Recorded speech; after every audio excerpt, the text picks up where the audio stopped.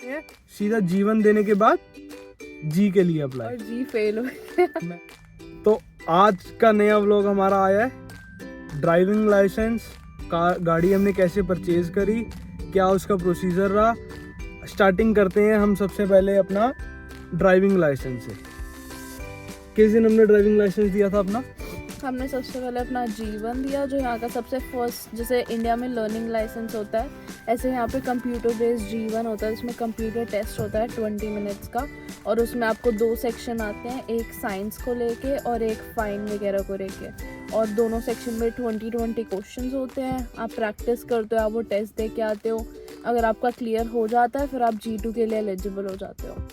तो उससे पहले एक बात बताऊँ, जो जीवन हम देने जाते हैं उसके लिए हमें थोड़ी सी करनी पड़ती है प्रैक्टिस। उसकी PDF जो है वो डिस्क्रिप्शन में उसका लिंक या PDF का जैसे भी होगा वो मैं शेयर कर दूंगा। और जीवन में एक फ़ायदा और कर सकते हैं, जैसे इंडिया से जिनके पास एक्सपीरियंस है वो लोग क्या कर सकते हैं, अपना DL एक्सट्रैक्ट लेके आएँ। DL एक्सट्रैक्ट जो हमारी अथॉरिटी होती है, RTO या MLO अथॉरिटी जो होती है, वहाँ जाके DL एक्सट्रैक्ट लेके और स्टैंपिंग करा के लानी है। ओरिजिनल स्टैंप होनी चाहिए। स्टैंप और साइन होने के बाद हम यहाँ लेके आएंगे। उसके साथ हमारा ड्राइविंग लाइसेंस ओरिजिनल होना चाहिए। हमारी मैम है, DL एक्सट्रैक्ट हमने पैसे दे के ज़रूर निकलवाया, बट जब मैं यहाँ आ गया, मेरे आने के बाद भी मैंने पूछा ड्राइविंग लाइसेंस, वो तो है नहीं हमारे पास। तब हमने इंडिया कॉल करा, पता लगा वो इंडिया पड़ा है, DL एक्सट्रैक्ट यहाँ पे है। तो फाइनली हमारा क्या हुआ, खाली हम जीवन दे के 1 साल हमें वेट करना पड़ेगा। इनकेस हमारे पास DL एक्सट्रैक्ट भी है, ओरिजिनल ड्राइविंग लाइसेंस भी है और हमारे पास एक्सपीरियंस भी है, जो इंडियन लाइसेंस का हमारा एक्सपीरियंस है, उसमें हम क्या कर सकते हैं, सीधा जीवन देने के बाद जी के लिए अप्लाई। और जो G2 है स्टेप, वो बीच में से निकल जाएगा। G2 का स्टेप, G2 हमें देने की ज़रूरत नहीं है।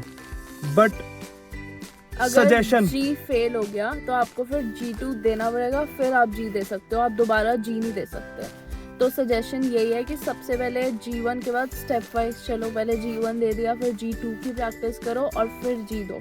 वैसे G इजी होता है G2 के कंपैरेटिवली, क्योंकि उसमें सिर्फ हाईवे पे वो लोग एक राउंड लगवा के लाते हैं और आपको ज़्यादा पैरेलल पार्किंग और पेडेस्ट्रियंस का ज़्यादा टेंशन नहीं होती।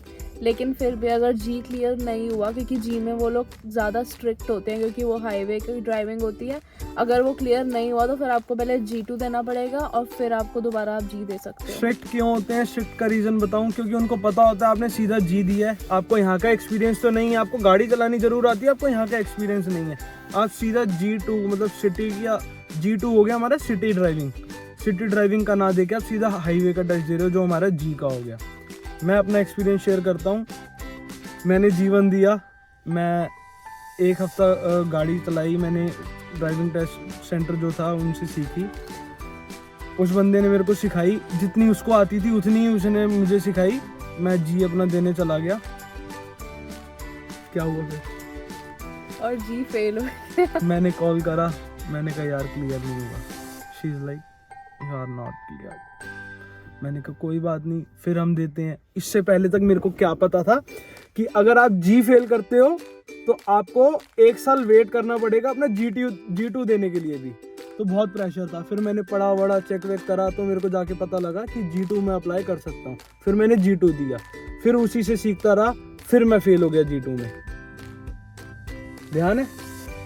फिर अब क्या हुआ, क्योंकि जब आप एक बार G देके जब आप G फेल कर जाते हो तो फिर आपका कॉन्फिडेंस और मोरल डाउन हो जाता है, कि आपको थोड़ा एक मन में ऐसे डर बैठ जाता है कि अगर नेक्स्ट टाइम भी क्लियर नहीं हुआ फिर दोबारा पे करना पड़ेगा, फिर सारा प्रोसेस दोबारा होगा।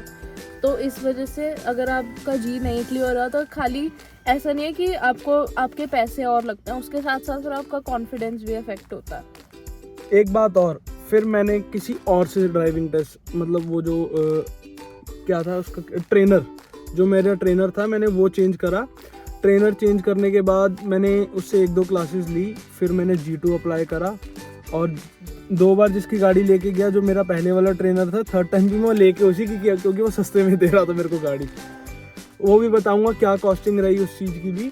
बट 2nd टाइम में मेरा G2 हो गया। जैसे ही मेरा G2 हुआ, मैंने गाड़ी ढूंढ रखी थी, ये वाली जिसमें हम बैठे हैं। मैंने उसको कॉल करा, भाई मेरे को हम गाड़ी तो पहले ही देखाए थे, G2 से पहले ही देखाए थे, और मैं G1 पे ही उसके टेस्ट ड्राइव ले ली गाड़ी की, सब चेक चुक करके अपना ओके कर दी गाड़ी। उसको मैंने $100 दे दिए इन एडवांस। अब G2 दे के आया, गाड़ी लेने गया तो यहाँ पे क्या सीन रहता है, गाड़ी लेने से पहले आपको सर्टिफिकेट चाहिए होता है, जो होता है हमारा सेफ्टी सर्टिफिकेट। मतलब गवर्नमेंट का एक अपना लेवल है, इतनी सेफ्टी गाड़ी में होनी चाहिए, उसके बाद ही वो ऑनरशिप ट्रांसफ़र करते हैं। तो सेफ्टी सर्टिफिकेट में क्या था हमारा कि वो बंदे ने जहाँ वो काम करता था, कैनेडियन टायर वो काम करता था और यहाँ का अच्छा ब्रांड है, वहाँ से मेरे को सेफ्टी करा के दी। गाड़ी इज़ फाइनली ऑल गुड। हम हो ही गए, 2-3 हज़ार किलोमीटर हमने चला ली है। उसके बाद ही मैं रिव्यू दे रहा हूँ हर चीज़ का। एक्सपीरियंस अभी तक बहुत बढ़िया रहा और गाड़ी मैंने ली। उसके बाद हम गए सर्विस ओंटारियो जाने के बाद मेरे को एक चीज़ पता लगी, हमें ट्रांसफ़र से पहले इंश्योरेंस होनी चाहिए। ध्यान आया? फिर मैंने इंश्योरेंस एजेंट को कॉल करा कि मेरी इंश्योरेंस कर और मेरे को इंश्योरेंस भेजो, ऐसे ऐसे करके। फिर उन्होंने मेरे को इंश्योरेंस भेजी और इंश्योरेंस भेजने के बाद फिर मैंने उसे ट्रांसफ़र के लिए उनको कहा, तो उन्होंने मेरे को ऑप्शंस पूछे कि आपको कस्टमाइज नंबर प्लेट चाहिए या जो हमारे पास है, मतलब कस्टमाइज जो थी वो 300 और 350 एक्स्ट्रा चार्जेस थे उसकी। मैंने कहा नहीं, पुरानी गाड़ी है, इस पर 300 ज़्यादा नहीं खर्चने, आप जो आपके पास है वही दे दो। तो अच्छा नंबर मिला मेरे को, कोई दिक्कत नहीं है। और इसके मेरे जो चार्जेस लगे वो लगे $62 जो हमारे लगे खाली नंबर प्लेट के और लाइसेंसिंग के। और जो उस पर टैक्स लगा, जितने की मैंने गाड़ी परचेज़ करी उस पर 13% टैक्स। कुछ खरीद लो, ये 13% आपने देना ही देना है। आप कमा रहे हो, 13% उस पर देना है, कुछ खरीद रहे हो 13% उस पर देना है। एट द एंड 26% हो गया आई थिंक, ऐसा ही है। तो ये आपको देना ही है, कोई बात नहीं। वहाँ जाके मेरे को पता लगा, मेरे को मिसगाइड करने वाले बहुत सारे रहे। उन्होंने बताया कि वहाँ जाके कह दो कि मैंने तो गाड़ी 1000 की खरीदी है, 2000 की खरीदी है। ऐसा कभी मत करना। इस केस में क्या है, जैसे इतनी स्नो हो रही है, कभी भगवान ना करे कुछ हो जाए, उसमें क्या कह रहता है, जो आपने सर्विस ओंटारियो में लिखवा रखा है वो इंश्योरेंस उसी को मानती है कि आपने इतने की ही परचेज करी है, आपको कवरेज भी उतने की मिलेगी। दूसरी बात, आप लिखवा 1000-2000 जरूर दोगे, बट वो मानते नहीं है। उनके पास अपनी बुक होती है, वैल्यूएशन बुक होती है। वैल्यूएशन बुक में से वो चेक करते हैं कि आपने कितने की परचेज करी, कितने की नहीं करी। तो उन्होंने मेरी गाड़ी की वैल्यूएशन जो निकाली वो निकाली 5600 आई थिंक, या पता नहीं 5900 कुछ ऐसी सी निकाली, प्लस 13% टैक्स और लाइसेंसिंग फीस मेरे को जाके पड़ी 6500-7000 हज़ार के करीब। अब गाड़ी आ गई, गाड़ी चला रहे हैं, इंश्योरेंस में मेरी एजेंट का कॉल आया, आपने विंटर टायर्स डलवा लिए, क्योंकि मैंने विंटर टायर्स के साथ इंश्योरेंस दी है। मैंने कहा ये क्या सीन है, टायर्स हैं, विंटर और समर का क्या मतलब है? कहती नहीं सर, आपको डलवाने पड़ेंगे, इंश्योरेंस तब तक क्लेम वगैरह कुछ हो जाए तो नहीं मिलेगा। जैसी वीकेंड आया, गए विंटर टायर्स डलवाने। विंटर टायर्स पता कर रहे हैं, ब्रिजस्टोन और आपके MRF और कौन सा वो ब्रांड था, मिचलिन। It's like $1000, $1100, $1200। मैंने कहा क्या हुआ, टायर पुरानी गाड़ी पे डालनी है। Then I preferred Chinese tyre. ये ठीक है, स्नो टायर के नाम पे स्नो टायर्स भी हो गए और अच्छे प्राइस में भी मिल गए। मेरे को 500 समथिंग में मिल भी गए फिटिंग के साथ। समर टायर्स विद रिम मेरे घर पे पड़े हैं और जो विंटर टायर्स के रिम थे वो मेरे को जिससे गाड़ी परचेज़ करी उसी ने दे दिए थे। बंदा वो भी अच्छा था, मतलब उसने हर चीज़ प्रोवाइड करी थी।